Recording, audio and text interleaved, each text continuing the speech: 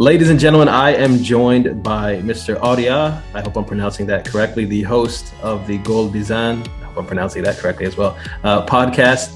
He was very kind enough to join me on very short notice to discuss the appointment of Carlos Queiroz as Egypt national team manager. Of course, 8 very successful years with the Iranian national team. Arya, how are you? I'm great. Thank you very much. I really appreciate your time. Thanks for having me, Simo. And I'm really glad that we can talk about a guy who was very influential for our football. Someone that I looked up to in my life as a coach myself. And he was so important for Iranian football fans over a long period of time.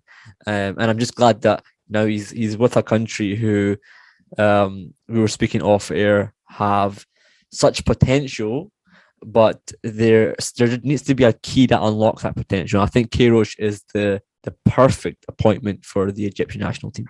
I mean, this is such a general question, but I just want to ask, like, what should we know about him? What should we expect from him?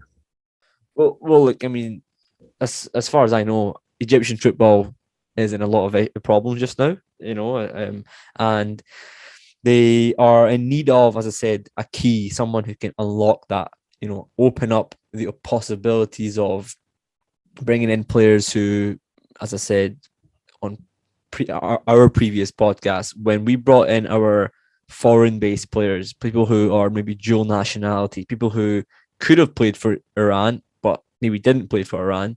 When those players eventually did play for Iran, it created such a...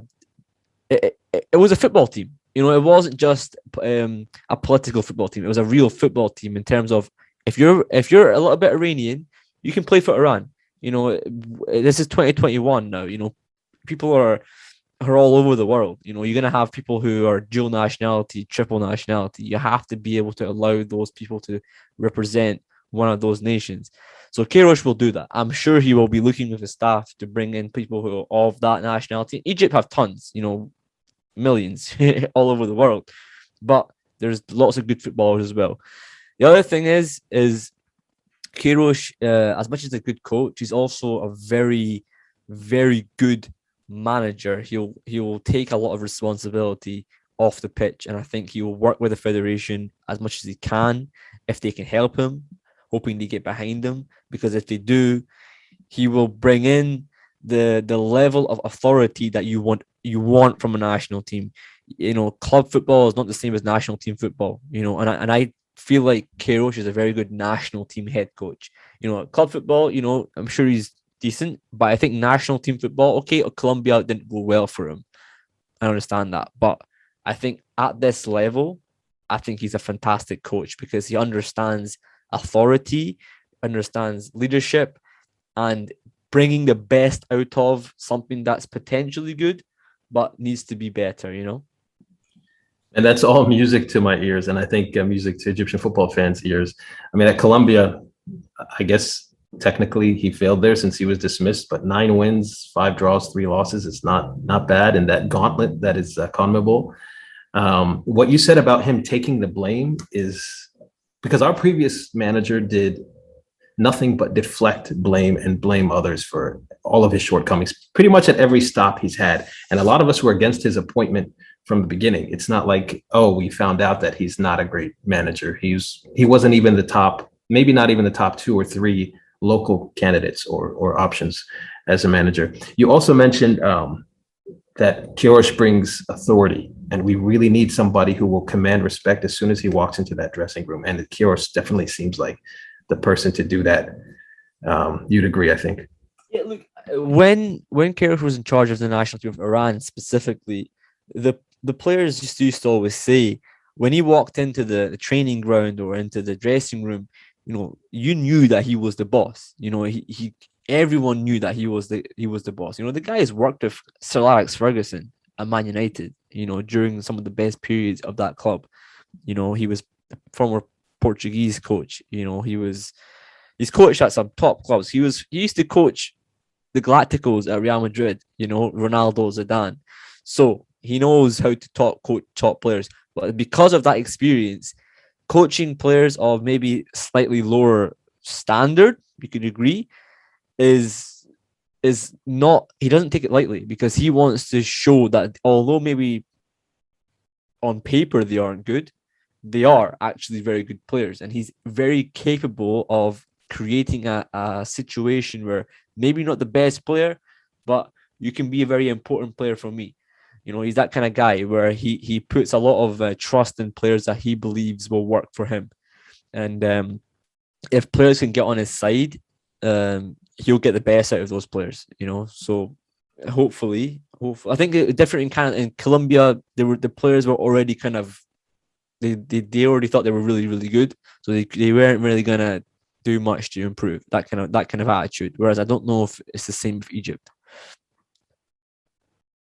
Yeah, that's a good point. And I was thinking about that the past couple of days, where I think the attitude of a lot of the players that he's going to encounter in Egypt is a little bit different than Colombia.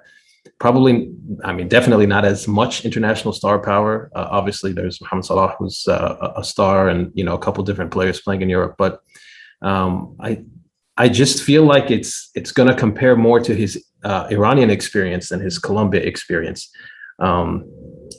Of course, you're talking about different countries, but there are cultural similarities, and there are similarities in terms of you know, how much the local league impacts, you know, the fabric of the national team, etc. Yeah, definitely. You know, Iranian football is doing really well. We've got a lot of players playing in Europe. Egyptian football is doing well as well. Individually, they got some fantastic players. You know, of course, Mohamed Salah, everyone knows. But you know, there's tons of, there's been Egypt players in the Premier League, El Mohammadi, for example. You know, there's good Egyptian players. We all know that. You know, but what has to happen is these players need to start finding ambition again, and finding a bit of enjoyment in football. The national team has to be a privilege for them. Whenever Queiroz was the national team head coach of Iran, his motto very much was put the national team jersey in a higher place. You know, that was actually written in the training facility of the national team, and he was in charge. Put the jersey in a higher place, because he really wanted the players to understand that when you represent your country, that is it. That's the pinnacle of the game, you know. I think national team football in the last maybe 10, 15, 20 years has kind of not died down, but definitely taken a step back to club football.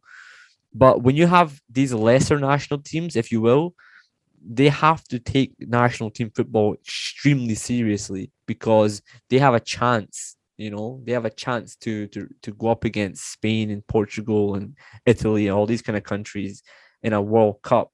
Whereas for Spain and Portugal, Italy, you know, it's good for them to play in the World Cup, but ultimately, like, their only objective is to win the World Cup. Really, in reality, they don't care about the quarterfinals or the semifinals. They want to get to the final and win.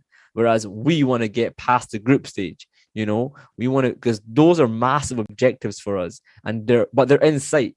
You know, they're very close to. You know, they're not hard to achieve if we want to get there. So bringing in a coach like Carlos Queiroz, I think he's the perfect guy to do that. Yeah, absolutely. And we have to compensate somehow for going against the likes of Spain and Italy, et cetera. You know, it's got to be that team spirit and unity, and you need good coaching and all that. Because, I mean, simply put, you know, looking at the last World Cup for Iran, you know, and the one before, 2014 World Cup, we lost 1-0 to Argentina, where I think we should have won that game. You know, go back and watch it. Iran should have won that game. Argentina did not deserve to win that game. The second World Cup we have with Queiroz was 2018. We drew 1-1 with Spain, and the goal that Spain scored was like a lucky, fluky goal. You know, Iran could have easily won that game. No, sorry, that was Portugal. It was 1-1. The 1-0 loss to Spain, it was a fluke goal. You know, we could have drew that game. So, in Portugal game, we saved Ronaldo's penalty. So under Queiroz, you're not an underdog anymore. You know, you're playing at a very high level despite playing against stronger teams. And I will say that even before Queiroz, I noticed, because I think we can relate, a lot of pride and spirit in the Iranian national team when they play. But would you say that Carlos Queiroz raised that to a degree, or was that already there and he just added the discipline and the tactics and all that? No, absolutely not. Look, when he first came, there were players who felt like they were entitled to be in the national team. I'll list some names such as Mehdi Rahmati, who was the goalkeeper for Iran for many, many years, a lot of caps. I think he was even captaining the team sometimes. He entitlement. He thought he could always be in the squad when Queiroz wanted to bring in a foreign-based, European-based goalkeeper who was the dual nationality, Arya Allahverdi, who was German Iranian. He had a hissy fit and he wanted to go to media and say this and that. And Queiroz just said, you know what? If you don't want to be part of this team, then you don't have to be called up. The same happened for our centre back Hadi Aghili, who was again similar to him. He was very experienced, but same thing. He had a hissy fit over a call up, and eventually he was chucked out of the team, because ultimately you're here to be a national team player. It's not an individual basis. So he will do that. If he feels like he has to do that, and players aren't responding to him, he will do that. Speaking of that, so like diaspora and bringing in just younger players, even domestically, how much would you say Queiroz changed the fabric of the Iranian team from what it was before he arrived to shortly after he arrived? I mean, when he arrived, there maybe was about 5 or 6 players playing at top tier European level. Like Javad Nekunam was at Osasuna in Spain. Similar to that was Masoud Chojai, same club. There was a few others, but mostly everyone was either playing in Iran or in the Qatari league or the UAE league, and that was about it. Now we're looking at the squad, and we're not calling up players who are playing in top tier European leagues. Like there's 5 or 6 players being left out of the squad because there's no space for them. We've got too many players playing in European leagues or top tier because of what Queiroz promoted was, go to Europe, because maybe you all won't be successful, but if 30 players play in Europe and 15 of them are successful, that raises the quality of Iranian football. And that's why we're now ranked 22nd in the world, is because we were able to raise the quality and raise the standard of the players. Even if not all of them were successful in Europe, some of them went back to Iran, some of them went to Qatar for money. That's fine. But a lot of them stayed, and a lot of them got better and improved the national team. What about young players? Do you think he relies more on veterans, or is he not afraid to introduce guys from like the Olympic team or whatever? I don't know. I think it just depends. Like, I think when he was in charge, it was a mix. He kind of called up players who were in their prime. He called up some young players who were very talented, but those were like the talented players, such as Sardar Osman, like Jahan Bakhsh, like Taremi when he first came in, Arya Allahverdi of. These are top players who are currently national team starters. He brought like a good example is Puali Ganji, who's one of our center backs now, plays in China in Shenzhen. He came in as a defensive midfielder, pretty much defensive midfielder. He was playing in Nafa Tehran in Iran. And he brought him in before the Asian Cup in 2015 as a centre back, and he played throughout the competition, and he was unbelievable. And he was like 20 years old, never played at centre back before, not even at club level. He was always a midfielder. But Queiroz put the trust in him. He said, I want you to be our defender for another 6 years. And he still is. He's 28 years old now, 29 years old, and he's one of our best defenders. So he's able to do that. He puts trust in players. When he identifies the talent, he will do it. But of course, he will keep his core players there. We saw at Colombia, Cuadrado was still there. Falcao was still there. In Iran, Masoud Chojai, the captain, was playing, up to 35 years old. Ashkan Dejargah, who was one of our original dual nationality players, he was part of the squad up until he left, and he was one of our best players. So he will rely on a mix of ages. Well, all right. So another thing I want to touch on with Queiroz. So we've had some issues with feeling like our FA are somewhat bullies with coaches. They want yes men. They want coaches who will put the domestic league first, maybe because of certain financial interests of people within the FA, and of course people associated with the clubs. Of course, Ahli and Zamalek, the big Cairo clubs. Carlos Queiroz is nobody's yes man. I think everybody would agree with that. Can you touch a little bit on the problems he had with the FA or even other officials, maybe government, when he was with Iran? Oh, I mean, he's not a yes man. he's not going to be a yes man. Like, there's no way. Like, I mean, they might think he is, but he won't be. Like, I guarantee you, when it comes to squad selection, when it comes to all that stuff, it's his choice. And that's it. It's final. It's between him and his staff.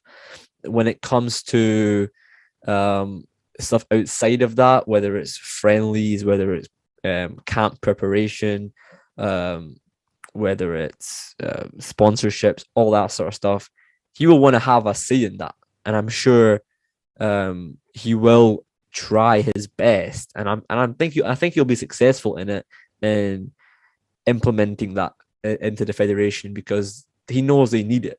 If they need it, obviously Colombia didn't need it because they were so organized already. But if he thinks they need it, he will give his all for the national team. I mean, I'll give you an example. There were times where Queiroz had to pay out his own pocket, for the national team of Iran. He had to pay out his own pocket because the federation weren't supporting. And that's something that not a lot of people know. So he will do things if he wants to benefit his own team. But having said that, he's not a yes man. He's not going to start doing things that the federation want. When you're speaking about the Iranian federation, when he was in charge, of course they want him to call up players from Persepolis and Esteghlal, two of the big clubs in Iran, and he did sometimes, because they were good players, but he didn't always do it. Because he knew ultimately it's the national team of Iran. It's his choice to call up who he wants to call up, and he needs to get the best team out there. Yes, he had issues with the sports ministry. They didn't like the fact that he was, not meddling, but he was getting himself involved in parts of the national team that it wasn't part of his job profile. But he's the most experienced guy there. There's no other person in Iranian football who knows more about football than Carlos Queiroz, So he was actually doing them a favor by doing that. But they didn't like it. So what can you do? Yeah. So after 8 successful years there, then leaving, was it just because of the issues with the FA and the government, or, I mean, because there was no other reason that it looked like that he should leave. I think so. Was not working. He wanted to stay. He wanted to stay in Iran. They wanted to keep him, But the problem was, there were just too many people who didn't. You were just too many in the media and the sports ministry that just objected his way. The players loved him. The players still love him. Because he gave them an identity. He gave them something that the opponents feared, was they were so strong defensively. Whenever they wanted to, they can go and attack. Against Spain in the World Cup, when we were losing the game 1-0, we were, they were on the back foot. They couldn't deal with our attacks because we were going after them for 45 minutes. He brought a real unity to the team. But unfortunately, some media members didn't like his approach, didn't like his demeanor, maybe. But that's just the way it is. You can't please everyone, and I think that ultimately he had to leave. But it is what it is. I think he can look back at that with his head held high. He didn't really do anything wrong. It's just some people can't deal with that kind of authority. Right. And to your point about the players, to this day, the effect that he left on them. I mean, I saw them congratulating him on social media for his new appointment. So any concerns about Queiroz? Any negatives that we should know? I think that if there's a negative for Queiroz, I think it's more down to maybe you could argue sometimes, sometimes he feels like the best way is to just get a result, and at times that can't be seen as a positive. That can be seen as a positive because sometimes you have to do that because it's football. You have to try and do something, and ultimately some fans don't like it. They find it a little bit boring. They feel like that you're taking the fun out of the game by defending and making sure you get a result or something. But I don't see it as a negative. Personally, I thought it helped us build a strong defensive understanding. And to this day, Iran defending is fantastic. We've kept like 5 clean sheets in a row, in the last games, because our defense is so strong. So although you can see it as a negative, maybe a little bit rigid in that sense, tactically, I think it in the long term it's actually a positive. Right, and I feel like that approach is something that countries like Iran and Egypt need if they're going to survive at World Cups. It's not just about qualifying there because Iran can attack a lot in Asia. We can attack within Africa, but if we're playing that kind of open football against the likes of Spain, Italy, Portugal, that might not be a great thing. So, would you agree that his approach is best suited for countries like Iran or Egypt as far as surviving within a World Cup? Yeah, it's a good point. I would agree. I think he probably would disagree, but I think I would agree because I think uh although he's a top close, he's a top coach, he's been at fantastic clubs.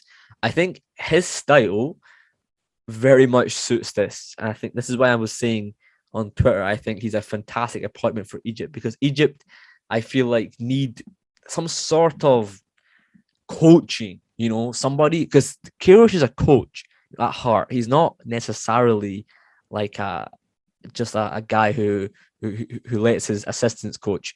We did an interview with one of his sports scientists, Dr. Craig Duncan, and he was explaining about how even when there's a day off after the game, and obviously the first team players who started get to rest, and the training session is more for the substitutes who didn't play.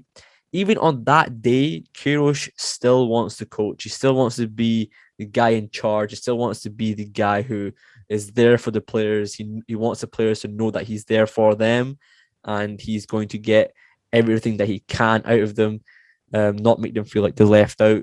And he is the guy who wants to coach. And I think Egypt need that. They need a guy who is going to show full ambition, full enthusiasm, and he will. I think he'll get the best out of the players, and I think they will love him. I think the players will love him because of the passion he shows for the game. This is probably. I mean, I think you can arguably say that this is the best coaching appointment we've made. I'm not saying Kirosh is going to be our best coach. I'm saying that, for example, our previous best two coaches were both Egyptian coaches where we didn't know when they were appointed, how good they'd be. They were good with youth teams or at the club level. And of course, plenty of Egyptian managers have failed with us as well. But the Egyptian FA has always kind of cheapened out when it comes to hiring a coach that, let's say, is on the level of Kirosh or Hervé Renard, this current coach of Saudi Arabia, who coached Morocco, of course, in that game against Iran in the World Cup, or Vahid Halidzovic, who's now coaching Morocco, coached Algeria before and did a fantastic job with them. So this is the first time we've actually hired a coach at this level. So it's exciting. It's probably our most expensive hire ever. But I think we've covered pretty much everything about Queiroz specifically. Is there anything you think that I haven't asked you that maybe we should know? No, I think he'll also bring in really good staff as well. I think when he was in charge of Iran, he brought in some fantastic staff members. People want to coach for him. When he brought in staff, they wanted to be in his staff. There was coaches I remember he brought in who were already at like a very good level. They could have been coaches at first team level themselves, but they wanted to coach not underneath, but part of his staff, because they knew what a special thing it is to be coaching for him, because he's so experienced. I mean, this guy used to be part of UEFA's coach education system. He used to be the guy who kind of developed that coach education licensing system, like UEFA B license, UEFA A license, etc. So he was part of that. So expect good things, hopefully, for Egypt. Fantastic, man. So in closing here, I'm just curious, how do Iranians and people in Iran in general view Egyptian football and maybe African football? I mean, it's hard for me to say for Iranian fans. I'm not actually in Iran, but I could say from my own perspective, African football, in my opinion, is some of the best players, in my opinion, who should be the best players in the world are in Africa. But I really expect African football to do more, because I feel like, similar to Asian football, there's so much potential in some of these countries. Even a country like South Africa, where they had a World Cup in 2010, they had very good players and they even did really well, but nothing happened afterwards. Ghana, for example, fantastic players, but where are they now? It's like they get to a standard and then they drop off. Egypt is the exact same. We were saying they won the African Cup of Nations not long ago, maybe 10 years ago. But what happened to them? Like, there has to be a little bit more continuity with these national teams, because there's some fantastic players, but they have to find a way to keep it going. And I think a guy like Carlos Queiroz will be great for Egypt in doing so. He spent 8 years in Iran, and look where we are now. Our perspective is very much that they are fantastic players, but there's more to come, and there's definitely more to come from Egypt. I think you hit the nail on the head. I don't think anybody could have said it any better in terms of the one step forward and then a step back. We were hoping to build upon what we did with Hector Cooper, qualifying for the World Cup. A very defensive coach, but we felt like we could maybe add another dynamic to that and build. But of course, we took the step back with the FA. Arya, I really appreciate this. It's been an amazing past few days, making new Iranian friends on the web, and very welcoming, and the hospitality of that culture is always impressive. I know a lot of Iranians here in the Washington, D.C. area where I live. Where can people find you on social media and the interwebs? Yeah, no, I appreciate it. You can follow GolBezan podcast on Twitter at GolBezan, on Instagram, Facebook. We're also on YouTube. Just search GolBezan. You can also listen to us on Spotify, SoundCloud, iTunes, and visit us on golbezanpodcast.com. Myself, it's just my name, Arya Allahverdi. You can find it on GolBezan. It's somewhere there. Again, on Instagram and Twitter. And yeah, that's pretty much it. Fantastic, man. And we'll post links for GolBezan and your personal account. I really appreciate it, Arya, and I hope we can do this again. And best of luck to you and to Iranian football going forward. Thanks, God. Really appreciate it.